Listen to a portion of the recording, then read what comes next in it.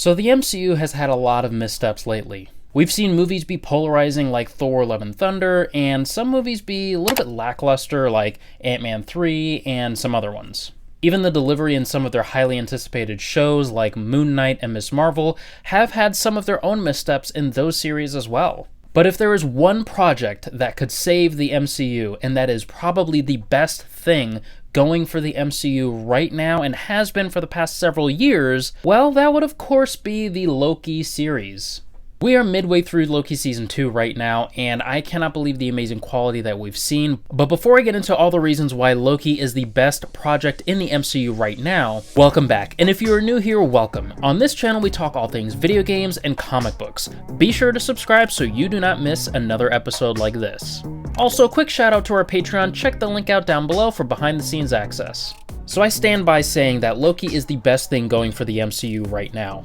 Loki Season 1 by far was the best Disney Plus show going. It had an absolutely compelling plot from start to finish, and it felt very narratively cohesive all the way through. Speaking of the cohesiveness, the reason why I think that it works so well is that it actually has a very wide mix of a lot of different genres. Well, you wouldn't really think that cohesive and mix of different things going on actually works together. In this case, it really does. I mean, the Loki TV series is suspenseful, it has action, it's a thriller, it has comedy, but not that goofy comedy that you've seen in the MCU over the past several years. It has very smart and witty humor that I think is just very well befitting. It has excellent script writing. I mean, the dialogue is very believable, and they have top-notch actors in this series. All throughout. I mean, of course, we have Tom Hiddleston. He is great. He is perfect for the role of Loki in a live-action series. I honestly cannot think of a better person to play the role of Loki. Loki is a very complex character, and at any time you don't know if he's going to do something good or bad. You don't know what his true motives are. It's just such an interesting place to be when you don't know what the main character is going to do and what their motivations are in a specific scenario.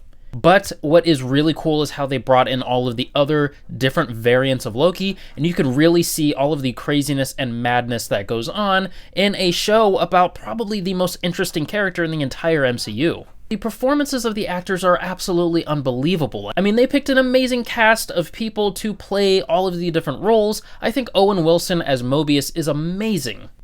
Who plays Ravonna Renslayer in the MCU? I mean, I'm probably going to butcher her name, but Gabu Mbatha-Raw is amazing as Ravonna Renslayer, and she is somebody that I can really see doing some of the crazy things that Ravonna does in the comics. But probably one of my favorite underdogs in the series is wunmi Mosako. I think that she is a great actress and a very interesting character in that this is somebody that is just a sort of generic TVA person. But when they are awoken to the truth, we really see a deeper performance in all of the things that they are grappling with and in the life that they lost in being taken and put into the TVA. Okay, now real quick, I just want to give a quick shout out. If you are somebody that wants to see weekly reviews of the rest of the series, be sure to subscribe because I am doing a weekly review of every single episode as they come out. I also have an ongoing series where I'm talking about Marvel and DC characters that are too powerful to be kept alive, so be sure to subscribe so you don't miss those. Now, one of the other reasons why I think that this show is actually way better than a lot of the other projects going on in the MCU is that practically it is just way better looking. Here's what I mean. Look at the CGI that we have in all of the episodes. It just looked absolutely incredible. It really shows that they are taking a lot of attention to detail and making sure that the CGI looks very real and believable. I mean, it's honestly really good, and what I think is great is that there's a lot of practical effects too. I do believe that they're actually shooting this show on a real set in the TVA and just other practical places to really give a lot of realism to the things that you're seeing. Whereas with a lot of the other MCU shows where it's just all a sea of green screen behind them, it's hard to give a really good performance if you can't even see what you're actually reacting to and all of the things around you. And the amazing cinematography, I mean, every single shot almost feels like everything is framed perfectly, where certain things are in focus, certain things are out of focus, where people are positioned in the frame, and how some people are positioned just right in the middle of the frame, other people are positioned off center, and it just kind of helps to set the proper tone in what you're watching. And speaking of tone, I love that this show was not afraid to actually introduce the next big theme of the entire saga of what was going on in phases 4, 5, and 6. As we know, we are currently in the multiverse saga, and what was the project that actually introduced us to that? Well, it was none other than Loki.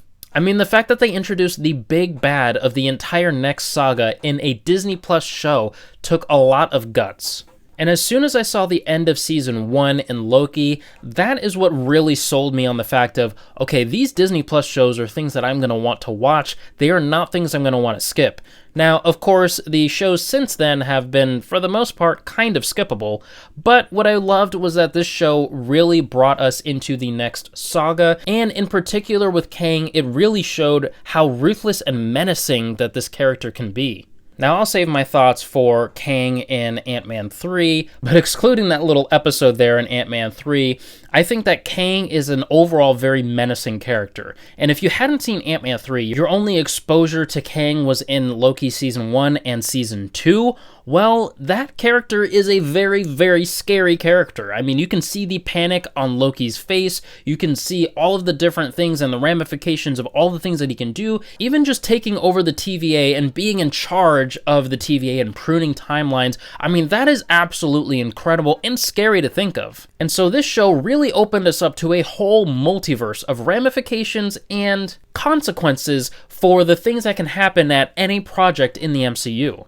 In other words, you don't have to watch a feature film MCU project to get something major that's going to carry on through the rest of the films and TV series. This show introduced us to a major character and a major plot point for the next several years, and it did it all in a show rather than in a movie. And honestly, that is why Loki is the best project that the MCU has going on right now. Hey, now if you enjoyed this video, be sure to check out this video right here. I think that you will like it. I will catch you in the next one. Peace.